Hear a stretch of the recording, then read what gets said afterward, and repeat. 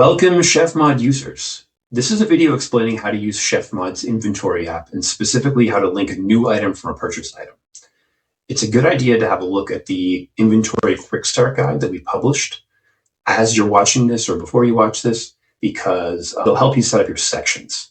This video is focused specifically on how to set up items and how to link them to purchase items, how to set pars, how to set conversions, how to set inventory codes. It's really item specific. Like all of ChefMod's apps, financials are the heart of the feature. And the more you use the software, the more linked and insightful it is. Please get in touch with any questions or feedback. Here we go. This tutorial explains how to link an inventory item from a purchased item within ChefMod's inventory app. Inventory items are generally pulled from items on your smart list, which is based on items you have ordered. We'll get to how to link items that haven't been purchased in other workflows in another video, but this is the simplest way to link items that I'm presenting now. From the dashboard area in your account, you can click the Inventory tile to navigate to the Inventory app. Click the Setup button to see new unlinked items. So then you'll see Smart List items to be linked. Click there, and then find the first item you want to link. And click on the Link toggle on the right of this entry. You'll now be prompted to see if there are other items already set up that you can use, that this item can be linked and grouped with. So enter the term butter in the search bar to locate relevant inventory items for linking. ChefMod has suggested another butter to link to this purchased item, which is already on the smart list. You'll see the pink icon on the left. We'll select that existing butter item from the search results and we'll try to link them together. Okay, so I've reviewed this and I'm deciding not to link them together because they have different weights. They're going to be counted separately. And in this case, in this restaurant, they have different uses as well. So in some cases, you'll be able to have multiple purchase items linked to one inventory item. In some cases, you won't. So instead of linking these together, I'll click Create Inventory Item to link to start adding a new item. We've now opened the Create Inventory Item box. You can assign a new description or keep the default. Think about who will be counting these items and what will be clearest for your team. Some users include a unit of measure or weight in the description. This field here is the inventory base unit or base count unit. This is the way the item will be counted.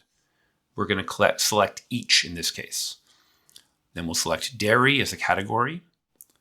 And we'll click on this box below the item code if we want to use a custom inventory code. And then we'll enter our full item code to identify this item. Now, only do this if you need custom codes for your inventory. Otherwise, you can let the system generate a code for you, which will always be unique.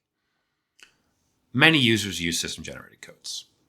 Then we're going to select active to indicate the items in use, but you can select another status depending on your team's needs. And then we're going to click on the conversion number field. This is really important and it's required. In this case, there are 20 eaches per case. Then we're going to go to the sections area above, click walk-in cooler to assign the storage location for the inventory item. This is the main location where this item will be counted and replenished. These are the sections you've already set up as your inventory locations. Keep in mind they should match physical locations that you'll actually be counting in your restaurant. Then we'll click Kitchen 2 to specify an additional storage location.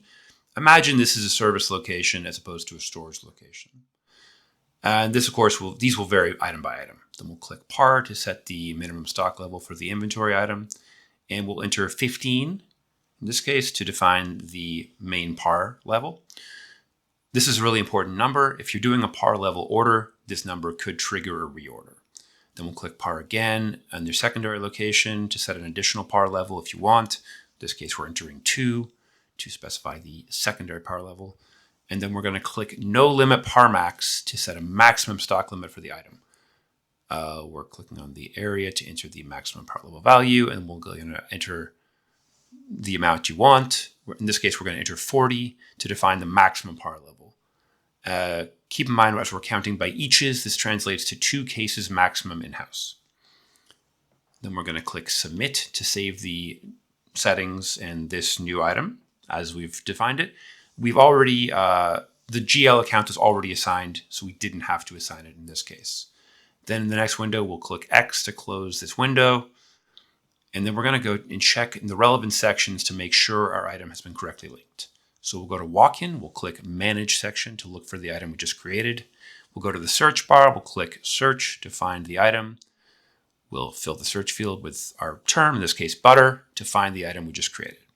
Then we'll click Butter, Solid, Unsalted, Irish, Imported to view this item that we just created. We're just going to confirm the details are correct. If they are, we'll click Cancel to exit this window without making any changes. And then we'll click X to close the item window.